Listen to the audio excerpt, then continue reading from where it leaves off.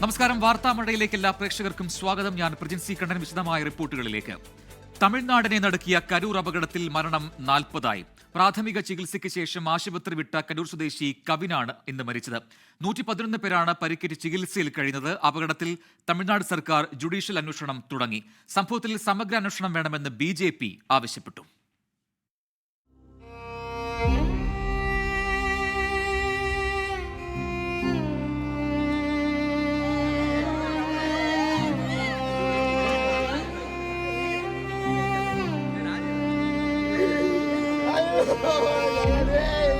തമിഴക വെട്രിക്കഴകത്തിന്റെ സംസ്ഥാന പര്യടനത്തിന്റെ ഭാഗമായി കരൂർ വേലുച്ചാമിപുരത്ത് നടന്ന സമ്മേളനത്തിലാണ് തിക്കിലും തിരക്കിലും പെട്ട് നിരവധി പേർക്ക് ജീവൻ നഷ്ടപ്പെട്ടത്.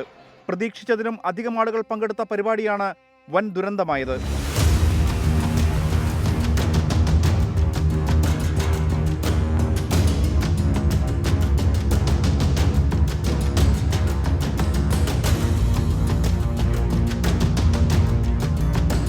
ദുരന്തമുണ്ടായ ഉടൻ തന്നെ കരൂർ മെഡിക്കൽ കോളേജിൽ നേരിട്ടെത്തിയ മുഖ്യമന്ത്രി MK സ്റ്റാലിൻ അതിവൈകാരികമായാണ് പ്രതികരിച്ചത്.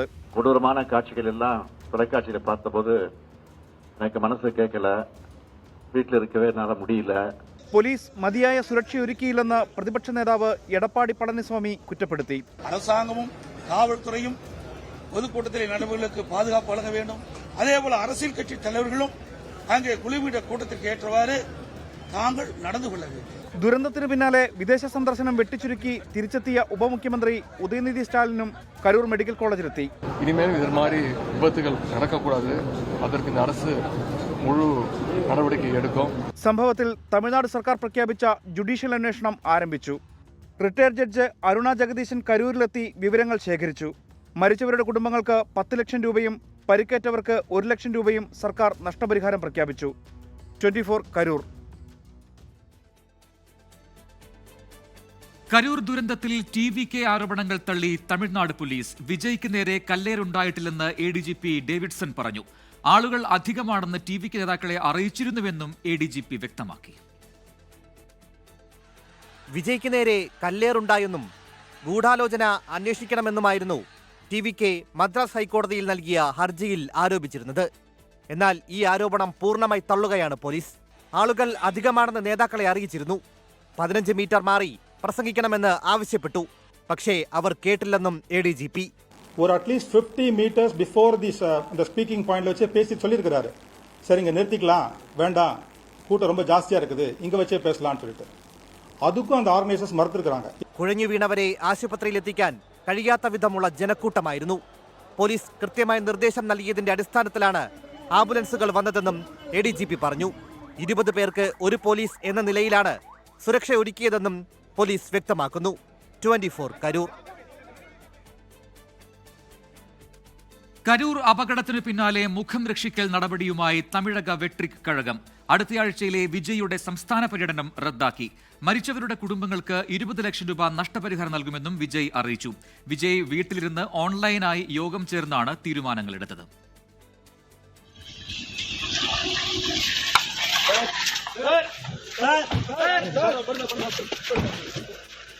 കരൂർ അപകടത്തിനു പിന്നാലെ ചെന്നൈയിലെ വീട്ടിലെത്തിയ വിജയ് ഇന്നലെ തന്നെ അഭിഭാഷകരുമായി സംസാരിച്ചിരുന്നു. രാവിലെ TVK ജനറൽ സെക്രട്ടറിമാരായ N ആനന്ദ്, ആദവ് അർജുന, അഭിഭാഷകൻ അറിവഴകൻ തുടങ്ങിയവരുമായി വിജയ് ഓൺലൈൻ യോഗം ചേർന്നു. വിജയുടെ മൗനം അപകടം ചെയ്യുമെന്ന് വിലയിരുത്തിയ യോഗത്തിനു ശേഷമാണ് മരിച്ചവരുടെ കുടുംബങ്ങൾക്ക് 20 ലക്ഷവും പരിക്കേറ്റവർക്ക് 2 ലക്ഷം രൂപയും നൽകുമെന്ന് വിജയ് പ്രഖ്യാപിച്ചത്. കോടതിയിൽ നിന്ന് രൂക്ഷ വിമർശനമുയരാനുള്ള സാധ്യതയും ജനരോഷവും കണക്കിലെടുത്ത് അടുത്തയാഴ്ചയിലെ വിജയുടെ സംസ്ഥാന പര്യടനം റദ്ദാക്കി. അനിശ്ചിതകാലത്തേക്ക് പര്യടനം നീട്ടിവെക്കുമെന്നാണ് വിവരം. N ആനന്ദ് ഉൾപ്പെടെയുള്ള പാർട്ടി നേതാക്കൾക്കെതിരെ മനഃപൂർവ്വമല്ലാത്ത നരഹത്യയ്ക്കുൾപ്പെടെ പോലീസ് കേസെടുത്തിട്ടുണ്ട്. നാളെ മദ്രാസ് ഹൈക്കോടതിയിൽ സർക്കാർ അപകട വിവരം ധരിപ്പിക്കും. വിജയെ പ്രതി ചേർക്കുന്നതും അറസ്റ്റ് ചെയ്യുന്നതുമൊക്കെ ഹൈക്കോടതി പരാമർശങ്ങൾക്ക് പിന്നാലെയാകും തീരുമാനിക്കുക. 24 ചെന്നൈ. വിവാഹ പന്തൽ ഉയരേണ്ട വീടുകൾ. മരണാനന്തര ചടങ്ങിന് സാക്ഷ്യം വഹിച്ചതിന്റെ ഞെട്ടലിലാണ് കരൂർ എന്ന നാട്. അടുത്ത മാസം വിവാഹം നടക്കാനിരിക്കെയാണ് പ്രതിശുദ്ധ വധൂവരന്മാരായ സൗന്ദര്യയ്ക്കും ആകാശനും ജീവൻ നഷ്ടമായത്. കരൂർ മെഡിക്കൽ കോളേജ് മോർച്ചറി പരിസരത്ത് ഉള്ളുലയ്ക്കുന്ന വേദനയുടെ കാഴ്ചകളാണ്.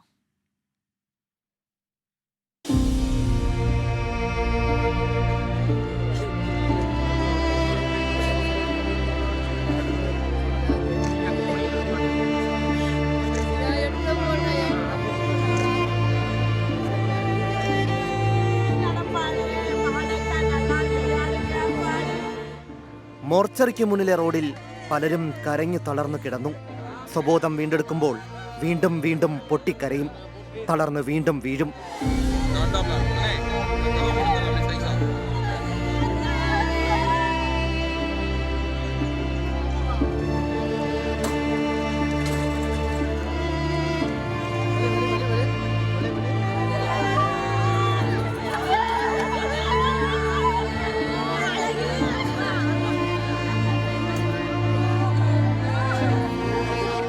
നെഞ്ചു കലങ്ങിയുള്ള അമ്മയുടെ വിളി കേട്ടിട്ടും സൗന്ദര്യ കണ്ണു തുറന്നില്ല.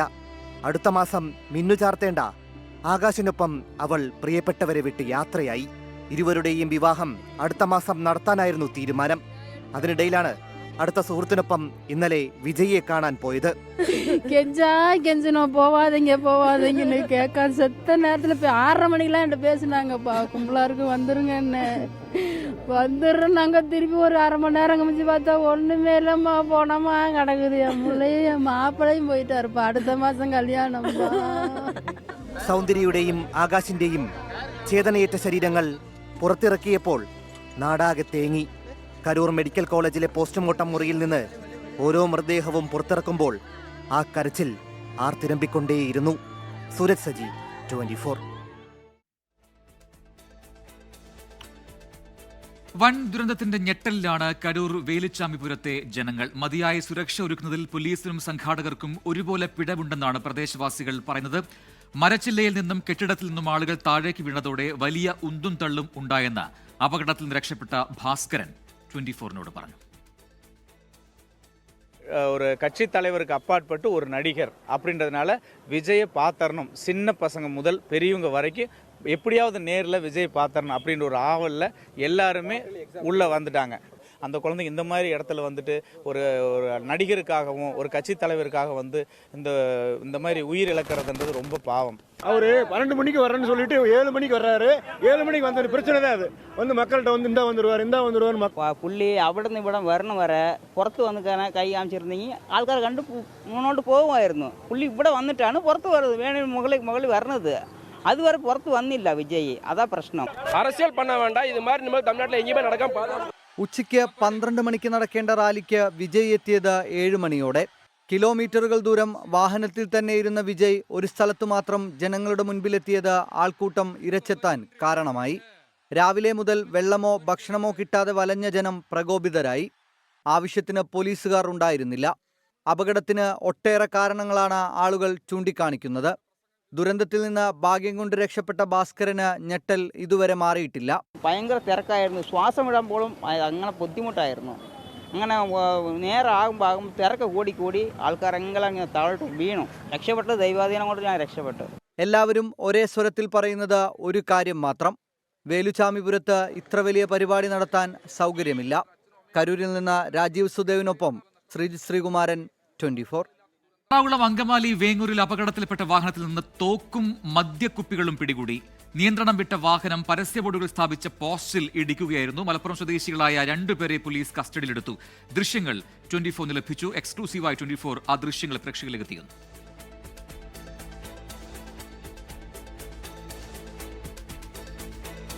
എസ് ശ്യാംകുമാർ കൊച്ചിയിൽ നിന്ന് ചേരുന്ന കൂടുതൽ വിവരങ്ങളുമായി. ശ്യാം, അപകടത്തിൽപ്പെട്ട ഒരു വാഹനം, അതിൽ നിന്നും ഈ തരത്തിൽ തോക്കുകൾ മദ്യക്കുപ്പികളൊക്കെ കിട്ടുന്നു. എന്താണ് സംഭവം? ഇതിൽ എന്താണ് ഈ ഒരു ദുരൂഹതയുണ്ട് എന്ന കാര്യം ഉറപ്പാണ്. ഇതിൽ എന്താണ് ഈ തോക്കിന് പിന്നിലൊക്കെയുള്ള കാര്യങ്ങളെക്കുറിച്ച് പോലീസിന് എന്തെങ്കിലും സൂചനകൾ ലഭിച്ചിട്ടുണ്ടോ? പ്രജിൻ, ഇന്ന് അല്പസമയം മുമ്പാണ് ഈ വാഹനം അങ്കമാലി വേങ്ങൂരിൽ അപകടത്തിൽപ്പെടുന്നത്. മദ്യപിച്ച ശേഷം വാഹനം ഓടിച്ച വാഹനം നിയന്ത്രണം വിട്ട് സമീപത്തെ ഒരു പോസ്റ്റിൽ ഇടിച്ചു നിൽക്കുകയായിരുന്നു. തുടർന്ന് നാട്ടുകാർ ഓടിയെത്തി ആർക്കെങ്കിലും അപകടം ഉണ്ടോ എന്ന് നോക്കുമ്പോഴാണ് ഈ വാഹനത്തിൽ ഉപയോഗിച്ച മദ്യക്കുപ്പികളും മദ്യം ഉണ്ടായിരുന്ന കുപ്പികളും കണ്ടെത്തിയത്. തൊട്ടടുത്ത സീറ്റിലാണ് ഈ തോക്ക് സൂക്ഷിച്ചിരുന്നതും നാട്ടുകാർ തന്നെ കാണുന്നത്. തുടർന്ന് അങ്കമാലി പോലീസിൽ വിവരമറിയിക്കുകയായിരുന്നു. പോലീസ് എത്തി തോക്കും ഈ വാഹനത്തിൽ പിക്കപ്പ് വാനായിരുന്നു. ആ വാനിലുണ്ടായിരുന്ന രണ്ടുപേരെയും കസ്റ്റഡിയിൽ എടുത്തിട്ടുണ്ട്. ഇവർ രണ്ടുപേരും മലപ്പുറം സ്വദേശികളാണ് എന്നാണ് പറയുന്നത്. കോട്ടയത്തേക്ക് ചെരുപ്പുമായി പോയ പിക്കപ്പ് വാനാണ് ഈ മദ്യപിച്ച് വാഹനം ഓടിച്ച ഇതിനെ തുടർന്ന് അപകടത്തിൽപ്പെടുകയും ആ വാഹനത്തിൽ ഇപ്പോൾ തോക്ക് കണ്ടെത്തുകയും ചെയ്തത്. എന്തിനാണ് ഇവർ ഈ വാഹനത്തിൽ തോക്ക് സൂക്ഷിച്ചത് എന്നുള്ളത് ഇപ്പോൾ ഇനി അന്വേഷിച്ച് കണ്ടെത്തേണ്ട വസ്തുതയാണ്. ശരി, എസ് ശ്യാംകുമാറാണ് കൊച്ചിയിൽ നിന്ന് വിശദാംശങ്ങൾ നൽകിയത്. TVK പാർട്ടിയുടെ രാഷ്ട്രീയ സമ്മേളനങ്ങളിൽ അണികളെ നിയന്ത്രിക്കാൻ പ്രൊഫഷണൽ അല്ലാത്ത ബൗൺസേഴ്സിനെ തെരഞ്ഞെടുത്തത് ജൂനിയർ ആർട്ടിസ്റ്റുകളുടെ ഗ്രൂപ്പുകളിൽ നിന്ന്. മധുരയിൽ നടന്ന രാഷ്ട്രീയ സമ്മേളനത്തിലേക്ക് ബൗൺസർമാരെ തെരഞ്ഞതിന്റെ വാട്സാപ്പ് ചാറ്റുകൾ 24 ലഭിച്ചു. പരിപാടി സംഘടിപ്പിച്ചതിൽ സുരക്ഷാ വീഴ്ച ഉണ്ടായി എന്ന ആരോപണം നിലനിൽക്കെ കേരളത്തിൽ നിന്നുള്ള ജൂനിയർ ആർട്ടിസ്റ്റിന്റെ ശബ്ദ സന്ദേശവും പുറത്തുവന്നു. ജൂനിയർ ആർട്ടിസ്റ്റുകളുടെ ND ക്രിയേഷൻസ് എന്ന വാട്സപ്പ് ഗ്രൂപ്പിലാണ് വിജയുടെ പരിപാടിയിൽ പങ്കെടുക്കാൻ ബൗൺസർമാരെ ആവശ്യമുണ്ട് എന്ന പരസ്യം വന്നത്.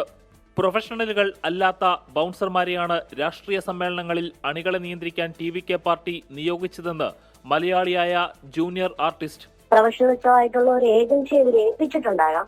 പക്ഷെ ഈ ഏജൻസി കൊണ്ടുവന്ന ബൗൺസേഴ്സ് ഇതുപോലെ ജൂനിയർ ആർട്ടിസ്റ്റായിട്ട് പോകുന്ന ആളുകളെ നിരുപരാധികമായിട്ട് ഇങ്ങനെയുള്ള കാര്യങ്ങളൊന്നും അറിയാത്ത എന്നാൽ ജൂനിയർ ആർട്ടിസ്റ്റായിട്ടൊക്കെ പോകുന്ന ഹൈറ്റും വെയിറ്റും ഉള്ളവരെയാണ്.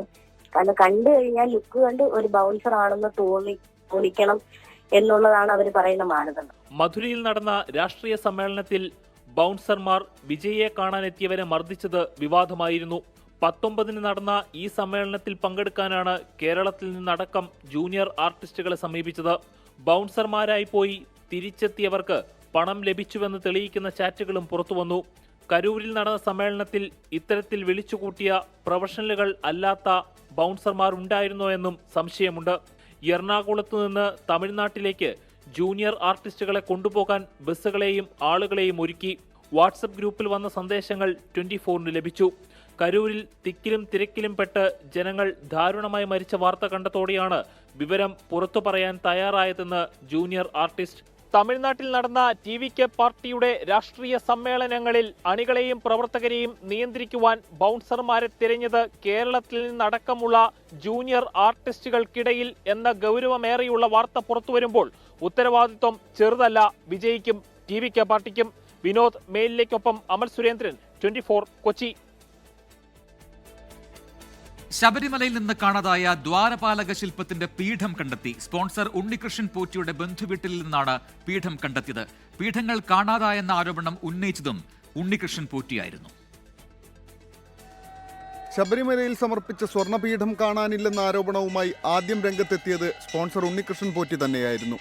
പിന്നീട് ഹൈക്കോടതി നിർദ്ദേശപ്രകാരം ദേവസ്വം വിജിലൻസ് അന്വേഷണം ആരംഭിച്ചു. ആറന്മുളയിലെ ഉൾപ്പെടെ ദേവസ്വം സ്റ്റോർ റൂമുകളിൽ അടിമുടി പരിശോധന. ഇതിനിടയിലാണ് വിജിലൻസ് സംഘം ഉണ്ണികൃഷ്ണൻ പോറ്റിയുടെ ജീവനക്കാരനെ ചോദ്യം ചെയ്തത്. ഈ അന്വേഷണത്തിലാണ് ഉണ്ണികൃഷ്ണൻ പോറ്റിയുടെ തന്നെ സഹോദരിയുടെ വെഞ്ഞാറമ്മൂട്ടിലെ വീട്ടിൽ നിന്നും സ്വർണ്ണപീഠം കണ്ടെത്തിയത്. 2021 മുതൽ ഉണ്ണികൃഷ്ണൻ പോറ്റിയുടെ ജീവനക്കാരൻ വാസുദേവന്റെ വീട്ടിലാണ് സ്വർണ്ണപീഠം സൂക്ഷിച്ചിരുന്നത്. വിവാദമായതോടെ വാസുദേവൻ സ്വർണ്ണപീഠം ഉണ്ണികൃഷ്ണൻ പോറ്റിയെ തിരികെ ഏൽപ്പിച്ചു. ഇക്കഴിഞ്ഞ 13-നാണ് ഉണ്ണികൃഷ്ണൻ പോറ്റി സ്വർണ്ണപീഠം സഹോദരിയുടെ വീട്ടിലേക്ക് മാറ്റിയതെന്നും വിജിലൻസ് കണ്ടെത്തി. കോടതിയിലുള്ള കാര്യമായതിനാൽ കൂടുതൽ പ്രതികരണങ്ങൾക്കില്ലെന്ന് Devaswom board president PS Prasanth 24-നോട്. ഈ 2019 വിഷയമായിരുന്നു. അപ്പോൾ അതും അന്വേഷിക്കാൻ അന്ന് ബഹുമാനപ്പെട്ട കോടതി ഞങ്ങളുടെ SP വിജിലൻസിനെയാണ് ചുമതലപ്പെടുത്തിയത്. അത് കോടതിയിൽ റിപ്പോർട്ട് നൽകും. കൃത്യമായി അന്വേഷിച്ച് കോടതിയിൽ റിപ്പോർട്ട് നൽകും എന്നാണ് ഞാൻ മനസ്സിലാക്കുന്നത്. കോടതിയുടെ പരിഗണനയിലിരിക്കുന്ന ഒരു വിഷയമായതുകൊണ്ട് ഇതിനെ സംബന്ധിച്ച് ആധികാരികമായ ഒരു അഭിപ്രായം പറയാൻ ഞങ്ങൾക്ക് സാധിക്കില്ല. സംഭവത്തിൽ ഉണ്ണികൃഷ്ണൻ പോറ്റിക്കെതിരെ അന്വേഷണമുണ്ടാകും. സ്വർണ്ണപീഠം കണ്ടെത്തിയെന്ന് കാണിച്ച് ദേവസ്വം വിജിലൻസ് ഹൈക്കോടതിയിൽ റിപ്പോർട്ട് നൽകും. ഹൈക്കോടതി നിർദ്ദേശം അനുസരിച്ചായിരിക്കും തുടർ നടപടികൾ. 24 പത്തനംതിട്ട. മഞ്ഞുരുക്കത്തിന്റെ സൂചന നൽകി ഗവർണർക്കൊപ്പം രാജ്ഭവനിൽ വേദി പങ്കിട്ട് മുഖ്യമന്ത്രി പിണറായി വിജയൻ. രാജ്ഭവന്റെ ത്രൈമാസിക രാജഹംസിന്റെ പ്രകാശന ചടങ്ങിൽ ഗവർണറുടെ അധികാരത്തെപ്പറ്റി പറയുന്ന ലേഖനത്തോട് ഗവർണറെ വേദിയിലിരുത്തി മുഖ്യമന്ത്രി വിയോജിപ്പ് പ്രകടിപ്പിച്ചത് ശ്രദ്ധേയമായി. ലേഖനത്തിലെ അഭിപ്രായം സർക്കാരിന്റേതല്ലെന്ന് മുഖ്യമന്ത്രി തുറന്നു പറഞ്ഞു. എന്നാൽ മുഖ്യമന്ത്രിയുടെ വിമർശനത്തോട് ഗവർണർ മൗനം പാലിച്ചു. രാജ്ഭവനിലെ ചടങ്ങിൽ ഭാരതാംബയുടെ ചിത്രം ഒഴിവാക്കിയിരുന്നു. സർവകലാശാല വിഷയങ്ങളിൽ ഇടഞ്ഞു നിന്ന ശേഷം മുഖ്യമന്ത്രി രാജ്ഭവനിലേക്ക് എത്തുന്നു എന്നതായിരുന്നു ത്രൈമാസിക പ്രകാശനത്തെ ശ്രദ്ധാകേന്ദ്രമാക്കിയത്. ഭാരതാംബയുടെ ചിത്രത്തിന് മുന്നിലെ പുഷ്പാർച്ചന എന്ന നിർബന്ധം വെടിഞ്ഞ് ഗവർണറും സർക്കാരുമായി അടുക്കുന്നുവെന്ന് സൂചന നൽകി. എന്നാൽ രാജ്ഭവനുമായുള്ള അടുത്ത ബന്ധം വിയോജിപ്പുകൾ തുറന്നു പറയാൻ തടസ്സമല്ലെന്ന് വ്യക്തമാക്കുന്നതായിരുന്നു മുഖ്യമന്ത്രിയുടെ ഉദ്ഘാടന പ്രസംഗം. പ്രകാശനം ചെയ്ത രാജഹംസ മാസികയിൽ ഗവർണർ അധികാരത്തെക്കുറിച്ചുള്ള ലേഖനത്തിലെ ഉള്ളടക്കം സർക്കാർ നിലപാടിലെന്ന് പറയാൻ മുഖ്യമന്ത്രി മടിച്ചില്ല. ഭരണഘടനയുടെ 200-ാം വകുപ്പ്, ഗവർണറുടെ അധികാരങ്ങൾ, നിയമസഭയുടെ അധികാരങ്ങൾ തുടങ്ങിയവയുമായി ബന്ധപ്പെട്ട് ലേഖകൻ പ്രകടിപ്പിക്കുന്ന അഭിപ്രായങ്ങളെല്ലാം സർക്കാരിൻ്റെ അഭിപ്രായങ്ങളാണോ എന്ന് ചോദിച്ചാൽ അല്ല എന്നതാണ് ഉത്തരം. അത് അദ്ദേഹത്തിൻ്റെ വ്യക്തിപരമായ അഭിപ്രായമാവാം. അത് വരുന്നത് രാജ്ഭവൻ്റെ ഔദ്യോഗിക ജേണലിലാണ് എന്നതുകൊണ്ട് ആ അഭിപ്രായങ്ങളെല്ലാം സർക്കാർ അതുപോലെ പങ്കിടുന്നുവെന്ന് ആരും കരുതേണ്ടതില്ല. വിയോജിപ്പുകൾ അനുവദിക്കുന്ന സർക്കാരാണ് കേരളത്തിലെന്ന് വ്യക്തമാക്കിയ മുഖ്യമന്ത്രി പ്രസംഗത്തിന്റെ അവസാന ഭാഗത്തും വിമർശനം ഒളിപ്പിച്ചു. രാജ്ഭവൻ ചരിത്രപരമായ ഒട്ടനവധി കാര്യങ്ങൾക്ക് സാക്ഷ്യം വഹിച്ചിട്ടുണ്ട്. ഇനിയുണ്ടാകുന്ന അത്തരം സംഭവങ്ങൾ രേഖപ്പെടുത്തപ്പെടാതെ പോവുക എന്ന അനൗചിത്യം ഉണ്ടാവാതെ നോക്കാൻ രാജഹംസന് കഴിയട്ടെ. മുഖ്യമന്ത്രിയുടെ വിമർശനങ്ങളെക്കുറിച്ച് ശശി തരൂരിനോട് ചോദിച്ചു മനസ്സിലാക്കിയെങ്കിലും മറുപടി പറയാൻ ഗവർണർ കൂട്ടാക്കിയില്ല. I am very much humbled and thankful to our matured Honorable Chief Minister having come to the Raj Bhavan and released our in-house journal, the first edition of the journal Raj House. രാജ്ഭവനെ ജനങ്ങളുടെ സ്ഥാപനം എന്ന നിലയിൽ ലോക്ഭവനാക്കി മാറ്റണമെന്ന് doctor Sasi Tharoor MP ആവശ്യപ്പെട്ടു. ഇതിനോട് യോജിച്ച governor 2022 തന്നെ ഈ നിലപാട് പറഞ്ഞിട്ടുണ്ടെന്നും വിശദീകരിച്ചു. ചടങ്ങിൽ ക്ഷണമുണ്ടായിട്ടും പ്രതിപക്ഷ നേതാവ് പങ്കെടുത്തില്ല. 24 തിരുവനന്തപുരം. NSSനെ അണുനയിപ്പിച്ച് കൂടെ നിർത്താനുള്ള ശ്രമങ്ങൾ തുടർന്ന് കോൺഗ്രസ്. ഇടതുപക്ഷത്തോടുള്ള പിന്തുണ ശബരിമല വിഷയത്തിൽ മാത്രമാണെന്ന് രമേശ് ചെന്നിത്തല പറഞ്ഞു. സാമുദായിക സംഘടനകളോട് കോൺഗ്രസിന് ബഹുമാനമെന്ന് KC വേണുഗോപാൽ പറഞ്ഞു. അതിനിടെ NSS general secretary G Sukumaran നായർക്കെതിരെ ഇന്നും ബാനറുകൾ പ്രത്യക്ഷപ്പെട്ടു. NSSന്റെ ഇടത് ചായ്വിൽ കരുതൽ വിടാതെയുള്ള പ്രതികരണങ്ങളാണ് കോൺഗ്രസ് നേതാക്കൾ നടത്തുന്നത്. NSSനോട് ഏറ്റവും അടുപ്പം സൂക്ഷിക്കുന്ന കോൺഗ്രസ് നേതാവായ രമേശ് ചെന്നിത്തലയുടെ പ്രതികരണത്തിലും അത് വ്യക്തം. സർക്കാരിനോടുള്ള പിന്തുണ അയ്യപ്പ സംഗമത്തിൽ മാത്രമാകും. NSSന്റെ ശരിദൂരം ഇടതുപക്ഷത്തിനൊപ്പമാകുമെന്ന വെള്ളം CPIM വാങ്ങിവെച്ചാൽ മതിയെന്നും Ramesh Chennithala. NSS general secretary പറഞ്ഞത്, ഞങ്ങൾ ശബരിമല കാര്യത്തിൽ ഞങ്ങളുടെ നിലപാട് ഇതാണ്, ഗവൺമെന്റ് എടുത്ത നിലപാടിനോടൊപ്പം ഞങ്ങൾ നിൽക്കുന്നു. ആയിക്കോട്ടെ. അതിനോടൊപ്പം മറ്റൊരു കാര്യം കൂടി പറഞ്ഞു, രാഷ്ട്രീയത്തിൽ ഞങ്ങൾ എടുത്ത നിലപാട് സമദൂരമാണ്, അതിൽ മാറ്റമില്ല.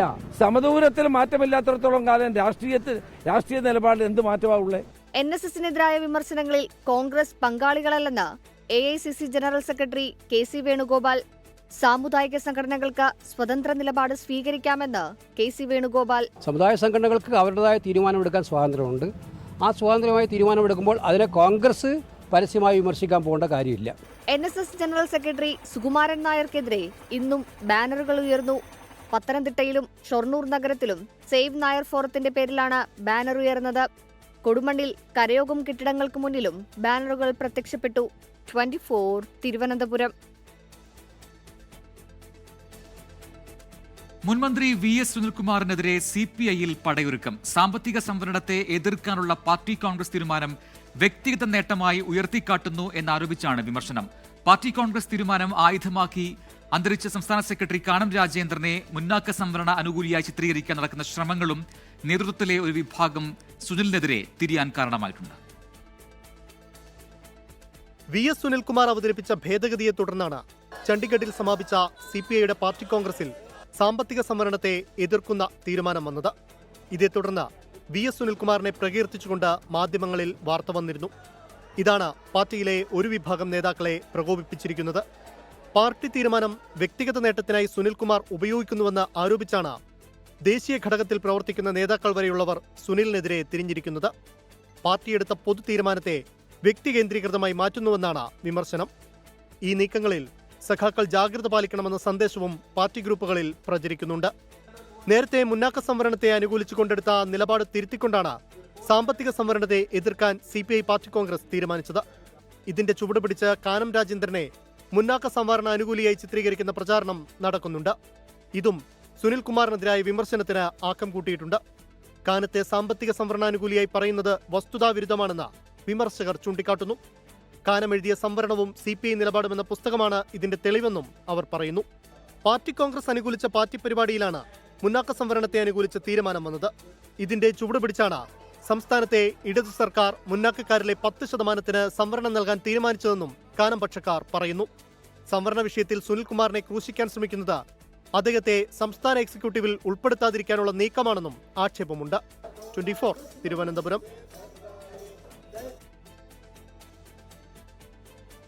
ഇപ്പോൾ ലഭിക്കുന്ന ഒരു വാർത്തയിലേക്ക്. തിരുവനന്തപുരത്ത് യുവാവിനെ ടിപ്പറിടിച്ച് കൊലപ്പെടുത്താൻ ശ്രമിച്ചയാൾ പിടിയിൽ. വെമ്പായം സ്വദേശി ജോണിനെയാണ് പോലീസ് പിടികൂടിയത്. അൽജിത്തിനെയാണ് കൊലപ്പെടുത്താൻ ശ്രമിച്ചത്.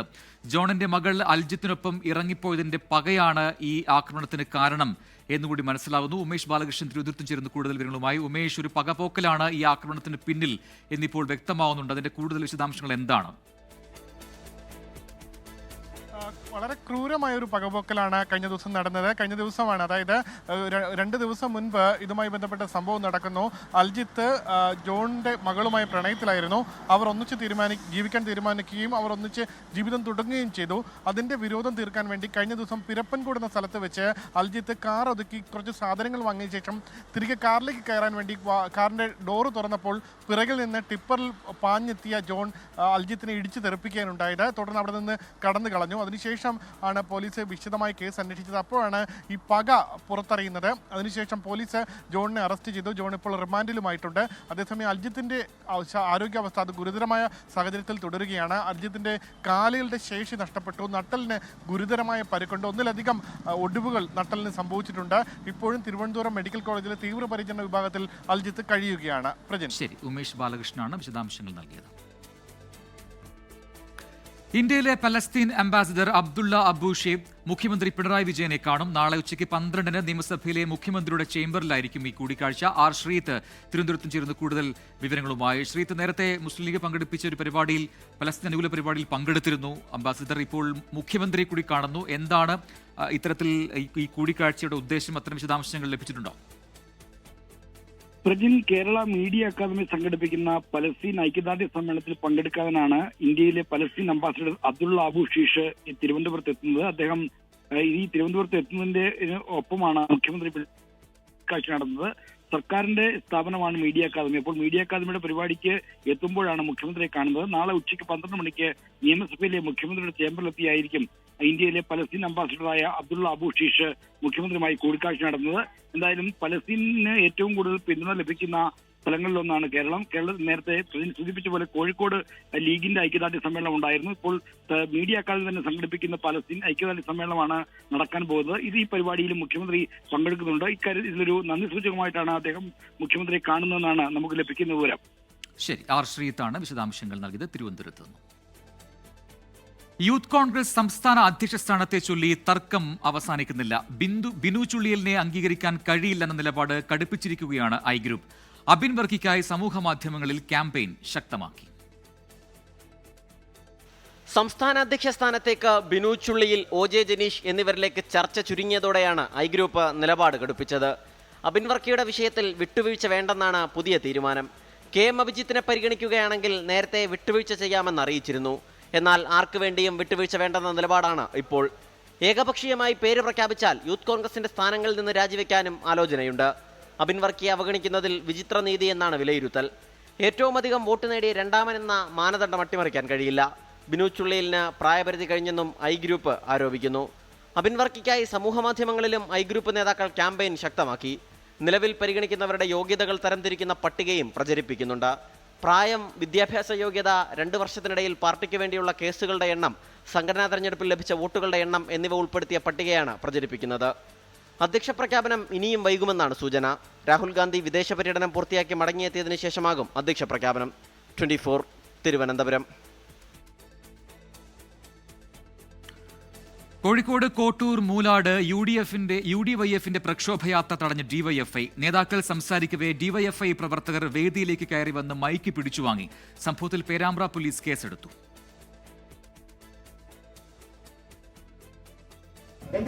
മുഖ്യമന്ത്രി അതിനോട് പ്രതികരിച്ചില്ല. ചോദിക്കുന്ന പ്രിയപ്പെട്ടവരെ,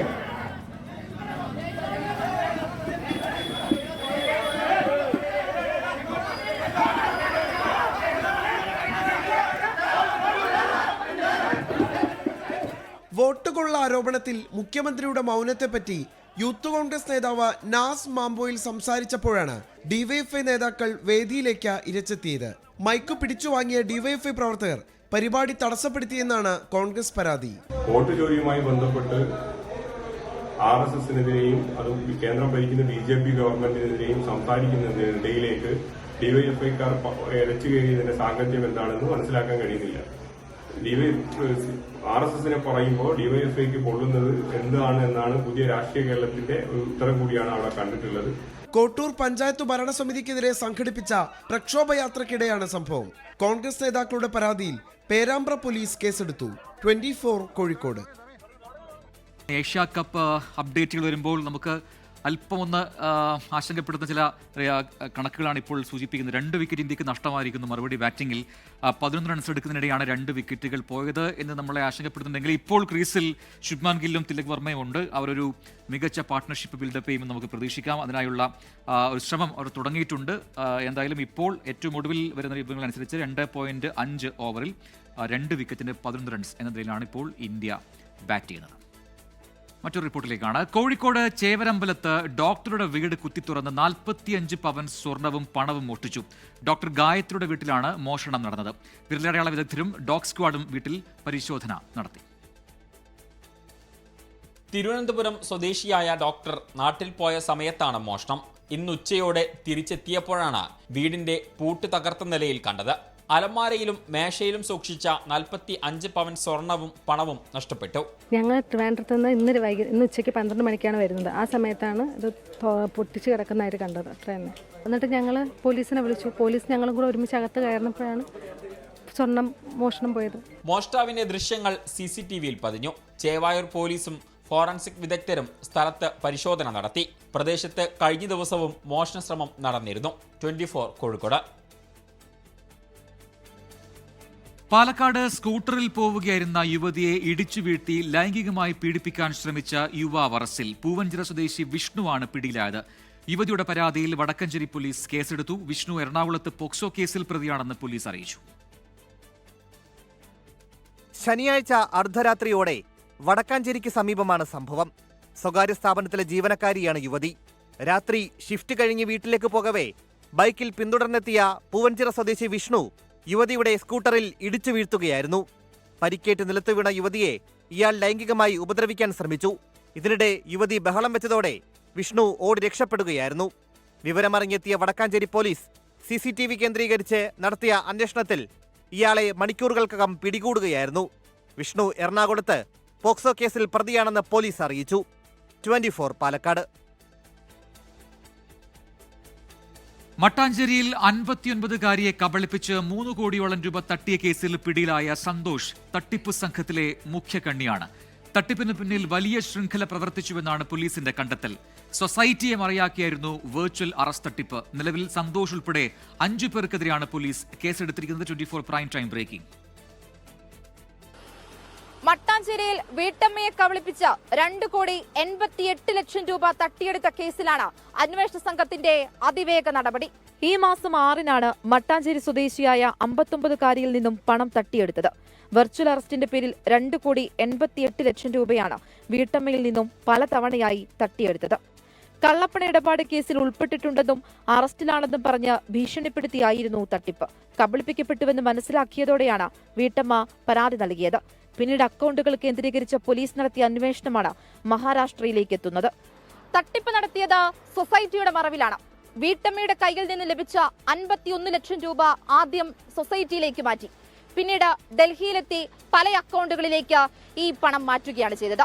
അതുകൊണ്ട് തന്നെ അന്വേഷണം ഡൽഹിയിലേക്കും മുംബൈയിലേക്കും മാറ്റാനാണ് അന്വേഷണ സംഘത്തിന്റെ നിലവിലെ തീരുമാനം. കേസിൽ സന്തോഷ് ഉൾപ്പെടെ 5 പേർക്കെതിരെയാണ് പോലീസ് FIR ഇട്ടിരിക്കുന്നത്. മാതൃക അർബൻ ക്രെഡിറ്റ് കോർപ്പറേറ്റ് എന്ന സൊസൈറ്റിയിലേക്ക് മാറ്റിയ പണം വിവിധ അക്കൗണ്ടുകളിലേക്ക് പിന്നീട് മാറ്റി. സൊസൈറ്റിയുടെ 4 ബ്രാഞ്ചുകൾ കേന്ദ്രീകരിച്ച് നടത്തിയ അന്വേഷണത്തിലാണ് മറ്റ് 4 പേരെ കൂടി പ്രതി ചേർത്തത്. സന്തോഷിന് പുറമെ സാക്ഷി അഗർവാൾ, വിജയ് ഖന്ന, സഞ്ജയ് ഖാൻ, ശിവ സുബ്രഹ്മണ്യം എന്നിവരാണ് പ്രതികൾ. ഇവരെ പിടികൂടുന്നതിനായി അന്വേഷണം ഡൽഹിയിലേക്കും മുംബൈയിലേക്കും വ്യാപിപ്പിക്കാനാണ് അന്വേഷണ സംഘത്തിന്റെ തീരുമാനം. വെർച്വൽ തട്ടിപ്പിൽ കൂടുതൽ തെളിവുകൾ ശേഖരിച്ച് അറസ്റ്റ് ഉൾപ്പെടെയുള്ള നടപടികളിലേക്ക് കടക്കുക എന്നതാണ് പോലീസിന്റെ നിലവിലെ തീരുമാനം. അതിന്റെ ആദ്യ പടി കൂടിയാണ് മട്ടാഞ്ചേരിയിലെ ഈ വെർച്വൽ അറസ്റ്റ്. അൻമരിയ സനി, 24 കൊച്ചി. ആലപ്പുഴയിൽ കേബിൾ TV ഓപ്പറേറ്റേഴ്സ് അസോസിയേഷന്റെ സംരംഭക കൺവെൻഷനിൽ വൻ ജനപങ്കാളിത്തം. ഡിജിറ്റൽ രംഗത്ത് വിപ്ലവകരമായ മാറ്റങ്ങൾക്ക് തുടക്കം കുറിക്കാനുള്ള തയ്യാറെടുപ്പിലാണ് കേരള വിഷൻ. പുതിയ പദ്ധതികളുടെ പ്രഖ്യാപനവും പരിപാടിയിൽ നടന്നു. 1500-ലധികം കേബിൾ TV ഓപ്പറേറ്റർമാരാണ് സംരംഭക കൺവെൻഷനിൽ പങ്കെടുത്തത്. ഡിജിറ്റൽ TV, ബ്രോഡ്ബാൻഡ് സർവീസ് എന്നിവയിൽ പുത്തൻ മാറ്റങ്ങൾക്കും പരീക്ഷണങ്ങൾക്കുമാണ് കേരള വിഷൻ തയ്യാറെടുക്കുന്നത്. സംസ്ഥാനത്തിന് പുറത്തേക്കും സാന്നിധ്യം ഉറപ്പിക്കാനുള്ള ഒരുക്കങ്ങളും തുടങ്ങി. കേരളത്തിൽ മാത്രം പ്രവർത്തിച്ചുകൊണ്ടിരിക്കുന്ന സംവിധാനമാണ് കേരള വിഷൻ. ഇത് കേരളം മാറി ഇപ്പം ഞങ്ങൾ തമിഴ്നാട്ടിൽ എൻ്റർ ചെയ്തിരിക്കുന്നു, കർണാടകത്തിൽ എൻ്റർ ചെയ്തിട്ടുണ്ട്, അതുപോലെ തന്നെ കൽക്കട്ടയിൽ, പശ്ചിമ ബംഗാളിലെ കൽക്കട്ടയിൽ ഓൾറെഡി ഞങ്ങൾ എൻ്റർ ചെയ്തിട്ടുണ്ട്. ഇപ്പോൾ ഞങ്ങൾ ബിസിനസ് TSP ബിസിനസ്സുമായി ബന്ധപ്പെട്ട് ഞങ്ങൾ കഴിഞ്ഞ ദിവസം ദുബായിൽ നടത്തിയ കോൺക്ലേവിൽ അവിടെ നിന്നുള്ള ബിസിനസ്സുകാരടക്കം പങ്കെടുത്തിരിക്കുകയാണ്. അപ്പോൾ അവർ കൂടെ ഞങ്ങൾ കൂടെ എൻ്റർ ചെയ്യാൻ തയ്യാറായിട്ടുണ്ട്. സംരംഭക കൺവെൻഷൻ എച്ച് സലാം MLA ഉദ്ഘാടനം ചെയ്തു. കേബിൾ ഓപ്പറേറ്റേഴ്സ് അസോസിയേഷൻ സംസ്ഥാന president Praveen Mohan, Kerala vision MD PP Suresh Kumar, chairman K Govindan തുടങ്ങിയവർ പങ്കെടുത്തു. കുടുംബശ്രീ മിഷന്റെ പങ്കാളിത്തത്തോടെ സിനിമ, ടെലിവിഷൻ രംഗത്തെ പ്രശസ്തർ ഉൾപ്പെടെയുള്ളവരുടെ വർണ്ണാഭമായ കലാസന്ധിയും പരിപാടിയുടെ ഭാഗമായി നടന്നു. 24 Alappuzha. Global standard doors and വിൻഡോസിനുള്ള global Indian business achievement award Hawaii doors and വിൻഡോസിന് ലഭിച്ചു. സ്വിറ്റ്സർലൻഡിൽ വെച്ച് നടന്ന ചടങ്ങിൽ Hawaii group CMD Muhammad Ali, CEO Shahid MA എന്നിവർ ചേർന്ന് അവാർഡ് ഏറ്റുവാങ്ങി. Hawaii steel door executive director PK Muneer ചടങ്ങിൽ സന്നിഹിതനായിരുന്നു. ലോകോത്തര നിലവാരമുള്ള സ്റ്റീൽ ഡോഴ്സ് ആൻഡ് വിൻഡോസ് അനുബന്ധ പ്രോഡക്റ്റുകളുടെ ഉൽപ്പാദനവും 30-ലധികം വരുന്ന സ്വന്തം ഷോറൂമുകളിലൂടെ നേരിട്ട് ഉപഭോക്താക്കളിലേക്ക് എത്തിക്കുന്ന സംവിധാനവുമാണ് ഹവായി ഡോഴ്സ് ആൻഡ് വിൻഡോസിനെ ഈ അവാർഡിന് അർഹമാക്കിയത്. നോക്കാം ഇപ്പോഴത്തെ കാലാവസ്ഥ.